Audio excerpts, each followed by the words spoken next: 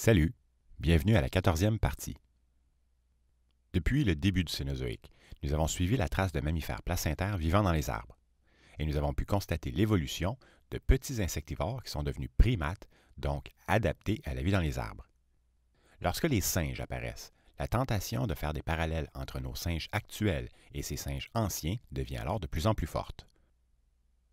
En effet, même si ces espèces anciennes se sont essentiellement toutes éteintes, nous pouvons quand même trouver de nombreux points communs parmi nos singes actuels, qui nous permettraient de nous faire une meilleure idée de nos ancêtres au lieu d'analyser de simples poignées de dents.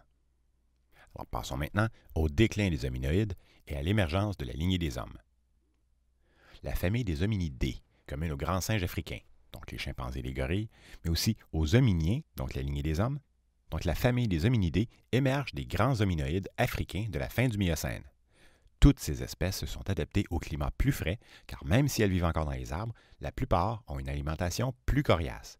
C'est-à-dire qu'en plus des fruits, ils mangent maintenant des graines, des noix, des racines et des tubercules. Ils vivent presque tous près des savanes. Comment interpréter l'absence quasi totale de fossiles d'hominoïdes africains avant 8 millions d'années?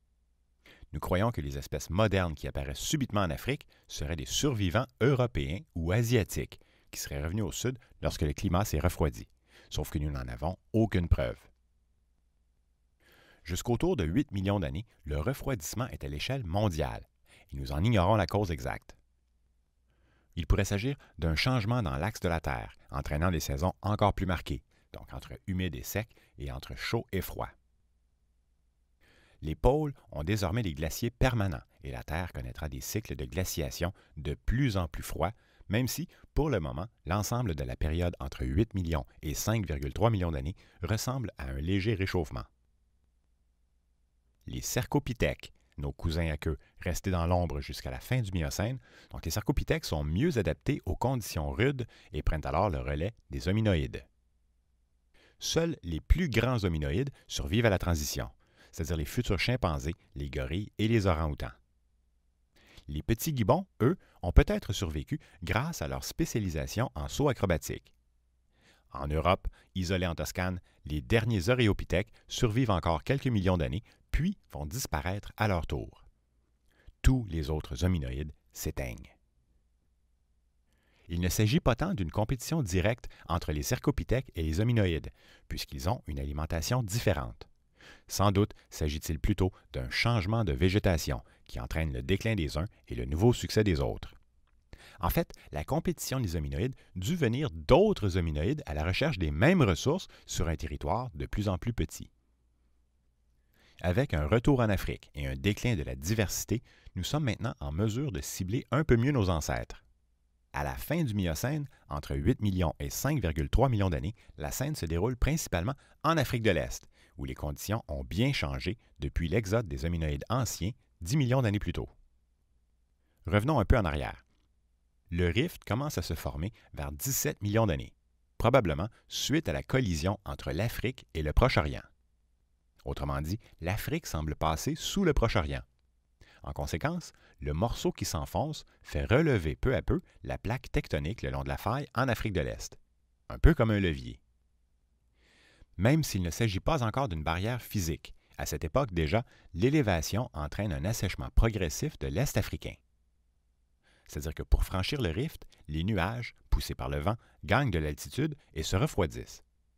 La condensation transforme la vapeur d'eau en pluie et lorsque le nuage redescend de l'autre côté, il reste moins d'eau. Entre 12 millions et 6 millions d'années, les forêts denses et humides à l'ouest contrastent de plus en plus avec le climat sec à l'est. Puis, entre 8 millions et 7 millions d'années, se produit un événement majeur. Le mouvement des plaques tectoniques cause alors une seconde faille. L'Est africain s'effondre en entraînant des éruptions volcaniques. L'Afrique n'a pas fini de se scinder et nous serions en train d'assister, encore aujourd'hui, à la naissance d'un nouvel océan. C'est surtout cette seconde faille qui accélère l'assèchement à l'est. Puis, vers 7 millions d'années, les dernières forêts se retirent rapidement de la région, laissant la place aux vastes savanes boisées qui joueront un rôle déterminant dans l'apparition des hominiens. Le scénario généralement accepté est que cette double faille a joué le rôle de barrière physique en divisant notre lignée en deux.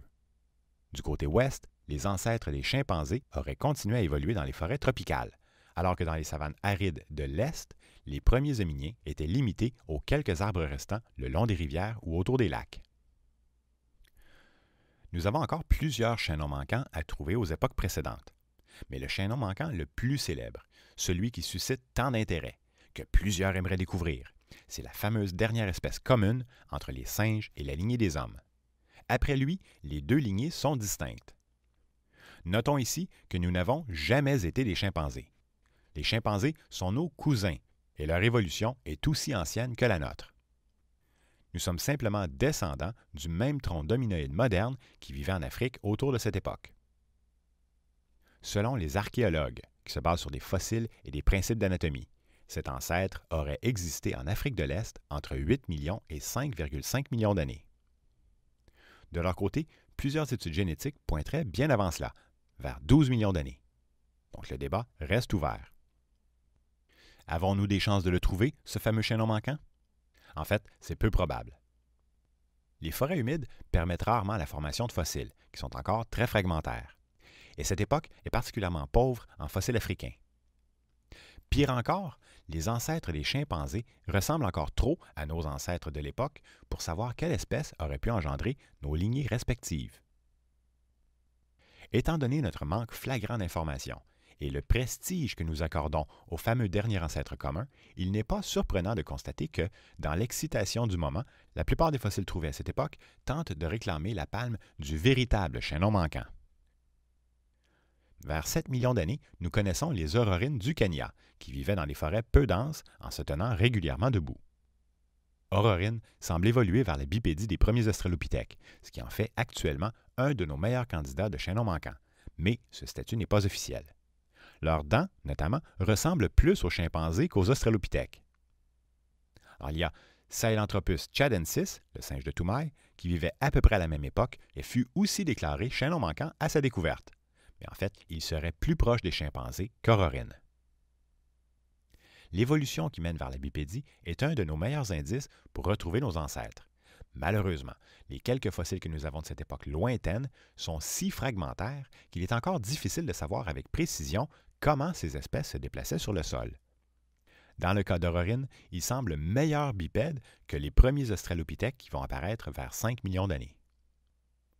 Plusieurs espèces ont-elles pu développer diverses formes de bipédie? Très certainement. Les Oreopithèques et les Uranopithèques européens le confirment. Notre tableau de l'évolution des premiers hominidés est simplement encore trop incomplet pour savoir comment la bipédie évolue vers les australopithèques. En passant, la famille des hominidés est un sous-groupe des hominoïdes. Il ne contient que les espèces humaines, éteintées actuelles, et les grands singes. Alors, jusqu'à la fin du Miocène, les formes de bipédie vont rester partielles et rudimentaires. Autrement dit, il s'agit encore de phénomènes isolés. À partir de 3 millions d'années, vers le milieu du Pliocène, la bipédie sera acquise chez tous les premiers représentants du genre Homo. Avant de passer au Pliocène, jetons un coup d'œil à la communication des grands singes. Alors, de nombreuses études démontrent en fait ce qu'un enfant pourrait constater assez facilement. C'est-à-dire que les singes sont plus astucieux et plus intelligents que la plupart des autres animaux. Mais qu'est-ce que l'intelligence? Comment peut-on la mesurer? Peut-on même comparer l'intelligence d'un singe à celle d'un être humain? Ces questions font encore couler beaucoup d'encre, et nous n'avons pas encore de réponse. Les hominiens, donc nos ancêtres qui apparaissent après le dernier ancêtre commun avec les singes, donc les hominiens étaient sans doute aussi intelligents que les chimpanzés actuels, mais leur intelligence n'a laissé aucune trace. Pire encore, nous n'avons plus aucune référence entre ce dernier ancêtre commun et aujourd'hui.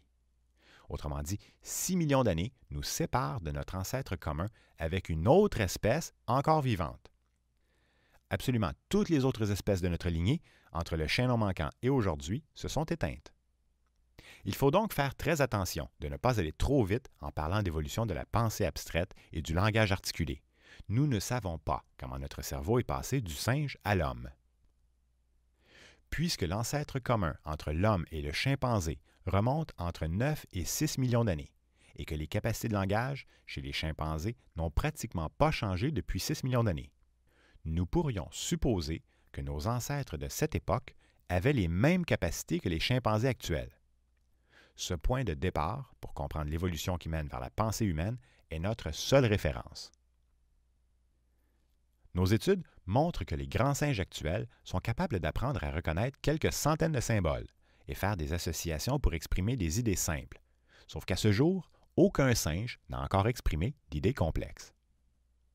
Ils peuvent mémoriser des séquences, apprendre des routines, fabriquer des outils de fortune et communiquer, bien sûr. Certes, nos grands singes nous paraissent plus intelligents que les autres petits singes, mais tous nos grands singes émergent d'un même tronc commun d'hominoïdes. Or, nous devons avouer qu'ils ont tous un répertoire vocal très limité.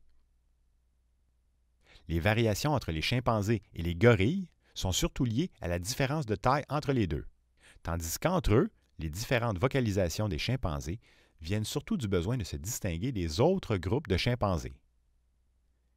Si l'on regarde les singes qui se sont séparés beaucoup plus tôt de notre lignée, on remarque qu'ils ont des voix beaucoup plus mélodieuses. La voix des hommes ressemble plus à la voix d'un petit singe qu'à la voix d'un chimpanzé. Les singes vervets, dont l'ancêtre a divergé de notre lignée vers la fin de l'Oligocène, ont la taille d'un petit chat et utilisent différents cris selon le prédateur qui les menace. Alors, par exemple, à l'approche d'un léopard, un cri puissant fait déguerpir les autres à toute allure au sommet des branches.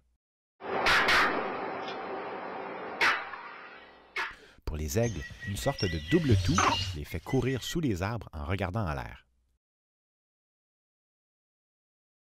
Dans le cas d'un serpent, ils émettent un son saccadé et les autres singes se tiennent droit debout en essayant de voir le serpent.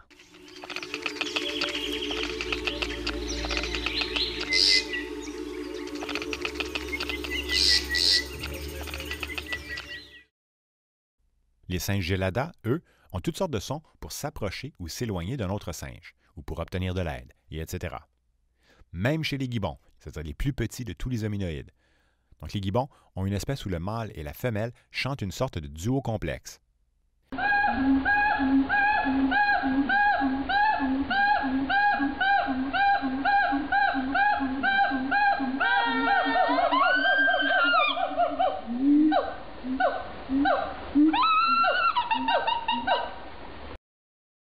Est-ce pour entretenir un lien affectif? Pour marquer le territoire? En fait, nous ne le savons pas. Ce mode de communication est dit holistique. Le message doit être interprété dans son ensemble, selon que le son est aigu, grave, nasillard, court, long, étouffé, etc., etc., etc., mais il ne décrit pas le monde. Les singes vervets ne parlent pas spécifiquement d'un léopard ou d'un aigle, et leurs cris ne peuvent pas être séparés en sous-cris qui formeraient des mots.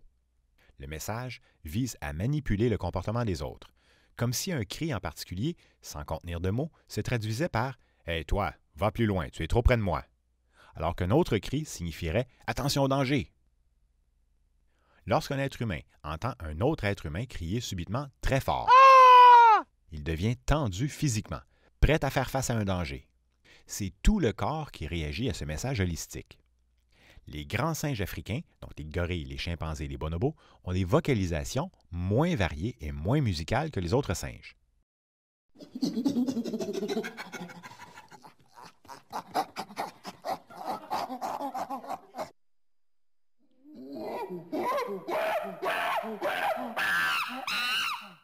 Aujourd'hui, nos gorilles actuels vivent dans des groupes stables et communiquent plus souvent verbalement que les autres grands singes. Nos ancêtres devaient avoir sensiblement les mêmes capacités de langage et d'association d'idées. Chez les grands singes africains, les mâles sont plus expressifs que les femelles. Ils se servent généralement de sons lorsqu'ils s'approchent d'un étranger, afin de signifier leur présence, pour attirer l'attention d'un autre ou pour établir des relations de dominance. Nous sommes loin d'avoir cerné toutes les subtilités des communications des grands singes. D'autant plus que les gestes, les expressions faciales et le langage corporel sont plus subtils que la parole. Ceci dit, toutes ces façons de communiquer restent holistiques, avec l'intention ultime de manipuler le comportement des autres. Au contact de l'homme, les gorilles deviennent un peu plus portés sur la gestuelle que les autres singes. Essentiellement, un hochement de tête, une tape dans le dos, faire le geste de prendre de la nourriture d'un autre en émettant des sons suppliants, ou faire semblant de marcher dans une direction pour se faire suivre sont tous des gestes qui ne peuvent pas être divisés en sous-gestes ou en sous-expressions faciales. Ils sont holistiques. Une forme de langage plus évoluée leur permettrait bien sûr de mieux socialiser, de transmettre leurs connaissances, de coordonner des activités, mais ils ne peuvent pas parler comme nous. Ils en sont physiquement incapables. La structure de leur bouche donne peu de latitude à la langue, et le larynx est encore trop rigide et trop haut dans leur gorge pour qu'ils puissent parler. Ceux qui ont tenté de leur enseigner à communiquer comme les humains, par des sons, des gestes ou des symboles, ont tous échoué. Autrement dit, même si nous pouvions les faire parler, ils n'auraient rien à nous raconter.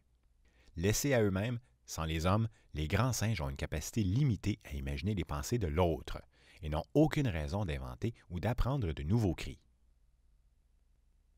Les similarités à la fois physiques et comportementales entre les grands singes s'expliquent par leurs origines communes. Et même si nous n'avons pas encore trouvé le fameux chaînon manquant, nous pouvons imaginer, sans trop nous tromper, que nos ancêtres leur ressemblaient encore beaucoup. Leurs gestes et leurs cris ne décrivent pas le monde. Ils restent holistiques et manipulateurs, sans aucune signification abstraite. Par contre, ces messages ne sont pas des sons émis purement au hasard, puisque les autres comprennent. Parlons maintenant de la bipédie. La bipédie précède les gros cerveaux. Elle ne procure pas d'avantages considérables pour ramasser des graines, des feuilles, ni même pour chasser des petits mammifères. Elle permet simplement d'atteindre un objectif à distance en dépensant peu d'énergie. Jusqu'ici, nous avons envisagé la vie dans les arbres de manière générale, donc applicable à l'ensemble des singes. Mais n'oublions pas que notre portrait de leur évolution est incomplet. Par exemple, les ongles des primates sont moins encombrants que les griffes pour grimper. Or, il n'est pas impossible que les primates aient émergé d'espèces déjà semi-arboricoles et qu'ils avaient déjà peut-être des ongles depuis longtemps, peut-être même depuis l'époque des dinosaures. Nous n'avons pas suffisamment de fossiles pour démontrer l'évolution des griffes en ongles chez les primates. Si nous comparons nos ancêtres aux chimpanzés, aux gorilles et aux orang-outans, c'est parce que ce sont des singes qui nous ressemblent le plus. Mais qu'en est-il vraiment? Les grands singes de la fin du Miocène sont relativement gros, et comme les chimpanzés et les gorilles, ils passent beaucoup de temps au sol. Peut-être que l'expression « l'homme est un singe descendu des arbres » ne s'applique pas à notre évolution. Peut-être que nos ancêtres ne vivaient pas dans les arbres, mais plutôt près des arbres depuis très longtemps, et que les adaptations des chimpanzés et des gorilles pour retourner dans les arbres seraient des évolutions parallèles à la nôtre.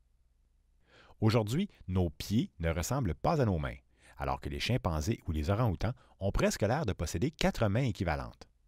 Nos pieds humains sont faits pour marcher et nos doigts peuvent manipuler des petits objets. Or, si l'on considère que la bipédie requiert plusieurs millions d'années à acquérir, nous pourrions déduire que nos ancêtres sont descendus des arbres de plus en plus souvent tout au long du Miocène, après quoi plusieurs espèces semblent devenir de plus en plus à l'aise sur 2 pattes. Le pied des chimpanzés serait-il alors une évolution ultérieure? Si nos ancêtres avaient des pieds comme les orang-outans, de tels pieds auraient-ils pu engendrer le pied humain en si peu de temps? Comparés aux singes, les premiers australopithèques ont déjà l'air d'être plus marcheurs que grimpeurs, après seulement quelques millions d'années. Le consensus actuel, largement partagé par presque tous les paléontologues, est que nos ancêtres vivaient encore dans les arbres à la fin du Miocène. Malheureusement, puisque nous n'avons pas vraiment de preuves, cette supposition reste sans fondement. Nous pourrions très bien être descendants d'une lignée qui vivait dans les savanes asiatiques ou européennes, revenus engendrer les australopithèques en Afrique de l'Est sans que nous ayons trouvé, à ce jour, de fossiles des espèces intermédiaires. Il existe d'autres explications, comme celle, plus audacieuse, des singes aquatiques. Il ne s'agit pas de singes vivant dans l'eau, bien sûr, mais nos ancêtres auraient peut-être passé plus de temps dans l'eau des rivières et des lacs que les autres singes. Il est plus facile, et même beaucoup plus commode, de se déplacer sur 2 pattes dans l'eau. De plus, les mammifères qui vivent dans l'eau, comme les castors et les hippopotames, dépendent moins de leurs poils que de leur couche de graisse entre la peau et les muscles pour rester au chaud. Cette couche de graisse est notablement plus épaisse chez l'homme que chez les autres singes. Nous pourrions aussi considérer que plonger la tête sous l'eau requiert un bon contrôle de son souffle, ce que maîtrise aussi l'homme.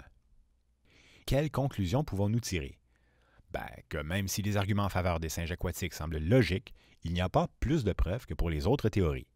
Pour le moment, et tant que nous n'aurons pas trouvé notre fameux chaînon manquant, ce ne seront que des suppositions. En résumé, nous avons vu que le refroidissement initié vers la moitié du Miocène s'accentue. Après leur long règne comme les rois des arbres, les hominoïdes régressent et déclinent tout au long de la seconde moitié du Miocène, et cela malgré leurs adaptations au climat plus frais, aux savanes et à une alimentation plus coriace. Les espèces qui apparaissent subitement en Afrique sont-elles les survivantes européennes ou asiatiques? Ou sont-elles des espèces africaines n'ayant simplement pas laissé de fossiles pendant la seconde moitié du Miocène? Malgré ces derniers survivants hominoïdes, c'est maintenant le tour des cercopithèques, donc les singes à queue, de dominer les arbres. En Afrique, l'activité volcanique du rift nous fournira bientôt d'innombrables fossiles d'australopithèques. Mais où émerge notre dernier ancêtre commun avec les grands singes? À l'heure actuelle, nous avons de nombreux chaînons manquants potentiels entre 9 et 5 millions d'années. Aurorine, Ardipithecus, Sahelanthropus. Et que dire de la génétique qui place cet ancêtre vers 12 millions d'années? Tout ce que nous pouvons conclure, pour le moment, est que toutes ces espèces de grands singes se ressemblent encore beaucoup. Le mode de vie et les interactions sociales ne laissent aucune trace dans les fossiles. Puisque 6 millions d'années nous séparent d'avec un cousin de notre lignée qui est encore vivant, nous avons supposé les chimpanzés comme point de départ pour imaginer l'évolution de la pensée de nos ancêtres. Mais nous avons été forcés de constater que nos ancêtres du Miocène avaient des capacités de langage très limitées. Malgré leurs interactions complexes, par le langage corporel, les expressions faciales et les sons qu'ils émettent, ils sont physiquement incapables de parler, et leur pensée n'est pas assez abstraite pour imaginer convenablement comment pense l'autre. Leur communication est dite holistique, donc visant à manipuler le comportement. Elle ne peut pas être divisée en sous-cris ou en mots et ne respecte aucune grammaire particulière. Notre meilleur indice pour retrouver notre ancêtre, la bipédie, n'est pas un bon indicateur à cette époque, puisque de nombreuses espèces du Miocène tendent vers une meilleure bipédie, mais elles sont encore rudimentaires. L'adaptation du pied pour marcher semble arriver trop vite si le point de départ est un chimpanzé ou un orang-outan autour de 6 millions d'années. Leur pied de singe a-t-il évolué en parallèle de notre bipédie? Et que penser de l'hypothèse des singes aquatiques? Comme pour la description audacieuse de l'évolution du langage, il faut toujours faire très attention avant d'accepter des arguments sans preuve, aussi séduisants soient-ils.